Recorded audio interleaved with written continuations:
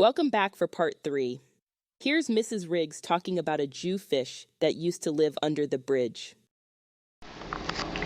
Tell me the story of the Jewfish underneath the house on the bridge.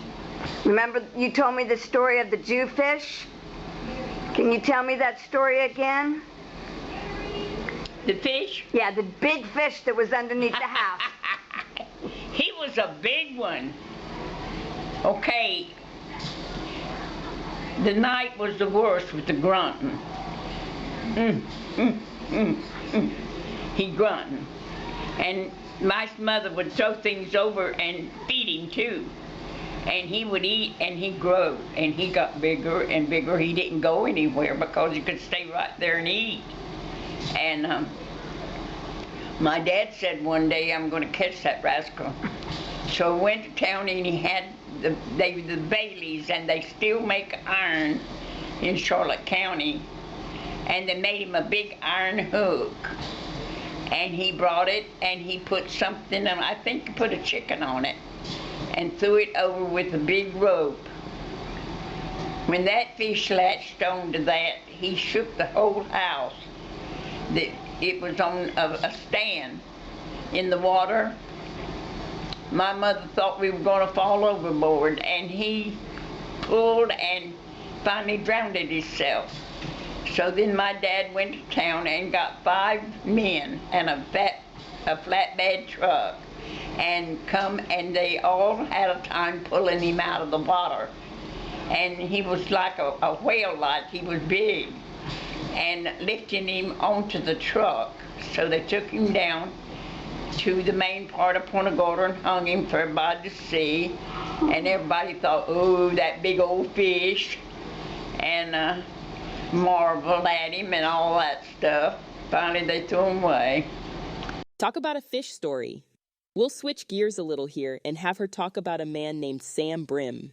Okay, Mrs. Riggs, I'm here with you this evening, and one of our viewers, her name is Linda Jones. She wants to know if you know a Carl Jones that went by the name Sam Brim. Oh, yes. Can you tell me anything about him? They were fishermen. Yeah. The whole family fished. And they called him Sam Brim. Why? I don't know, because he didn't look like a fish. But they nicknamed him. Oh. And when they talked to him, they called him that when they were telling you a story he did or something he said. Oh.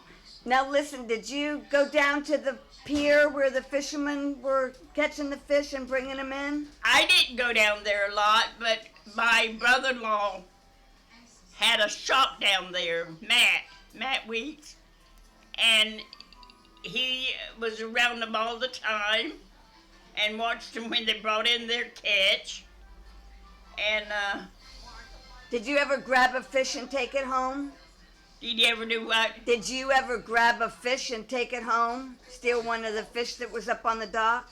Yeah. And take it home to your mama? Yeah. And throw it in the pan and eat it? We carried quite a bit home to cook. Oh, wow. They would catch a pile of them and throw them up on the dock. And you would go, or bring them in with the boats. And you would grab them and take them home? Yeah, they'd give them to you. Oh, nice. Matt, my brother-in-law, and a few others would weigh them, and they all brought in their fish. Now, when they brought in the fish, where did they take them? To the stores in town? They had a place to unload them, and they would dump them. Yeah. Like into a big basket, like. Okay. And then they weigh them. Then they would sell them to the merchants around town? No, they shipped a lot of it. Oh. And that's how they made their living, right? Yeah. Fishermen? They did. I was really shocked they made quite a good living. Yeah. Well, that was interesting. Punta Gorda used to have lots of commercial fishing and shrimp boats in the early days. In this segment, we're going to hear about Tiny the Cop. Tell me something about Tiny the cop. He had a big heart of gold. He talked brazen, or talked, I'm going to get your butt, or I'm going to fix you if you don't start straighten up. But underneath, he had a heart of gold. Now, who was his boss? Fred Quidno? Who was Tiny's boss? Who was he under? Who was Tiny's boss? Who was sheriff then? Who was over him? Yeah. Quidno? Huh? Fred Quidno? Yeah, at the time. Yeah. Fred Quidno. You remember Fred Quidno? Oh, I loved him. I loved him because he was like a big brother to anybody, or a daddy, or whatever you wanted, he'd be. He was a good sheriff? He was a good character. It's like the time that they robbed my daddy. We had a grocery store. Yeah. And they cleaned us out. And the next morning, Dad called Fred. He said, Fred, look, they cleaned me out. He said, well, Jace, they're long gone.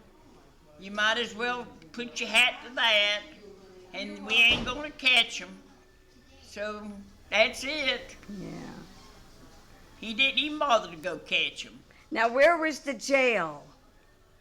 Where they put the bad people? Oh, it was down there. Was it that metal jail or just a building with a jail cell in it? There was a jail in the courthouse. Oh. And with bars, you had to put the bad people in and lock the door? Yeah. Uh-huh. And so did he ever have to put anybody in jail? If he did, he'd let them out.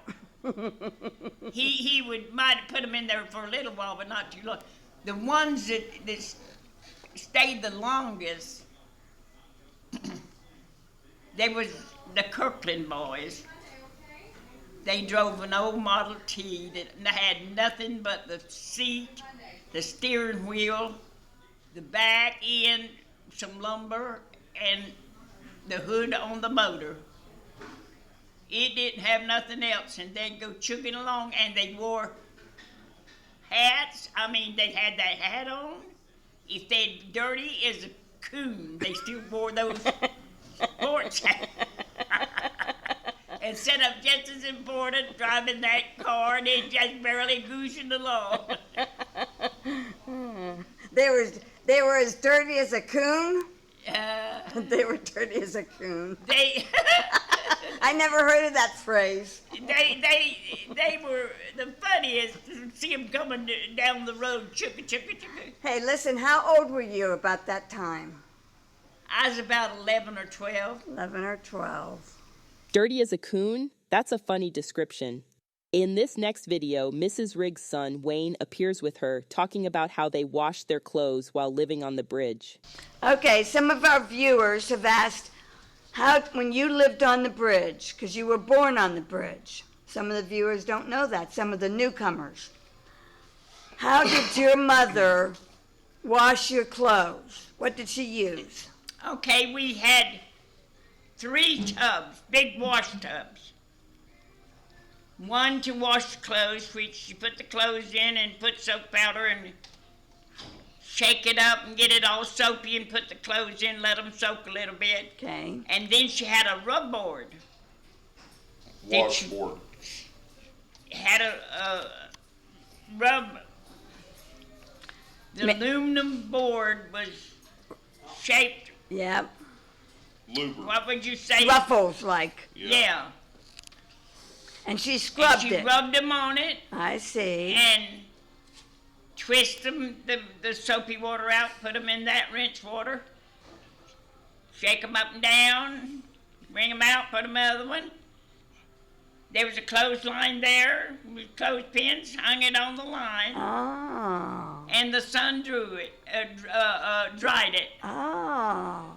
Oh, come on. I thought that they left you in the clothes and dipped you in the bay. Oh, I crawled in the tub and sat there while she rubbed clothes. Oh. I was little. Double purpose. She could get a bath in. But Did she rub you on the rub board? No. Do you remember your mom washing the clothes? Yeah.